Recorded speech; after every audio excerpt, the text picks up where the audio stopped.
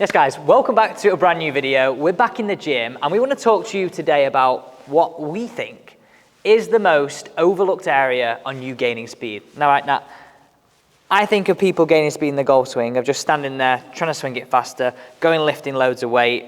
One that might not be practical for us all, but actually might not do anything, right? Correct, yeah. I think that's kind of the first thing that comes to mind, isn't it? Must lift more weight, must swing the club faster, which are completely true, and there's 100% a place for that. But what we're going to talk about today is a real basic, real simple that any golfer can do to check that they've got this right, and that's the first step to gaining some speed. Right, let's get into this exercise. So now, I want to start with just talking about setup then. And you're probably going to resonate with this a little bit better. So if I go to the lesson tee and people come to me, I see like a variation of setups on a daily basis. So from either being sticking your bum out, yeah, okay, or this is probably typically the most common one. Like we've said this before, a lot of us work at a desk, a lot of us have jobs where we're like this all day without even knowing. In fact, we recorded a podcast the other night and we were all like sat around all three like of us were like this until we realised and we were like, right, what are we doing?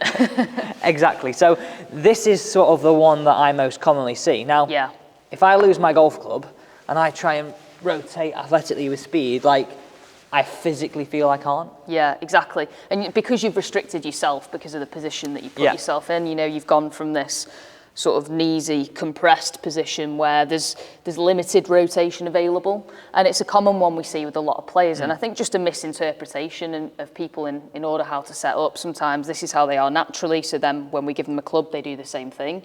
Or secondly, they're not entirely sure, you know, how to interpret the information and therefore put it into use. But what we want to do is kind of do the opposite to that. Okay. We want to set up in what's called a hinge position. And typically we class a hinge in the gym as any time really your hips sort of sink backwards behind you like this.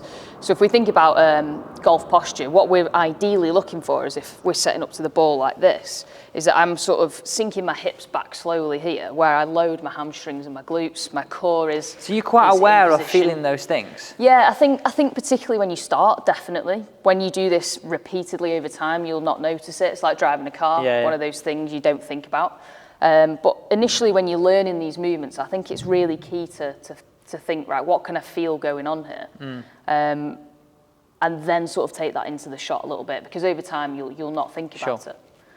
But one of the things I think is a real simple way to learn is just to do this. So if we're setting up to the ball, to learn how to get into that hinge position. Is this with driver and iron? Should we just point that out? Because we want to gain speed with both, right? We don't want to just be without right. Definitely, driver and irons is what I get a lot of my golfers to do is go hands on the thighs, nice and tall like this.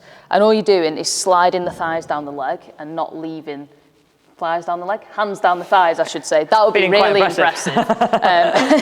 Hands on thighs and just sliding down the leg. Okay. So it looks a bit like this. So you'll go down, butt goes back. I'm still touching my legs till I get to about mid-shin here, where like the length of a long sock would go. And then all I'm going to do is pull up like that. And that is just teaching me to push my hips backwards here. I've gone this way. And you can see that my spine is relatively straight. I know that would be a very excessively long, low golf posture. But all we're doing is a quarter variation of that. If I set up from there and I sort of go to about here. And you could do that, couldn't you, with the golf club? Like if I just put the golf club on the side of me there and went... Exactly, yeah. And then grabbed it. Yeah, simple. I'm like in that posture straight away. Yeah, that's all you're looking for. Because there, I bet you can feel that all of a sudden you feel like you've got a stable base, legs are loaded. Yeah. You feel like you could hit that hard. 100%. Whereas if we were here, how hard can you really hit that? I think you're definitely limited. Like, I think if we put over the screen now, me doing both of these exercises, one, all hunched over, trying to rotate, and the second one, me being in a much better situation, and just look at the screen now, maybe pause this or rewind that little bit there and just look how much more, I guess the word probably mobile I am.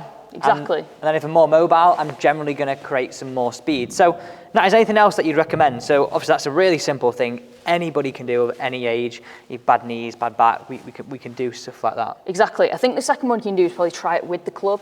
And this is kind of like a slight advancement of the position, because if we were in the gym over time, we'd like this to be a barbell or maybe 2 dumbbells, some kettlebells, where we load that position and we make it stronger.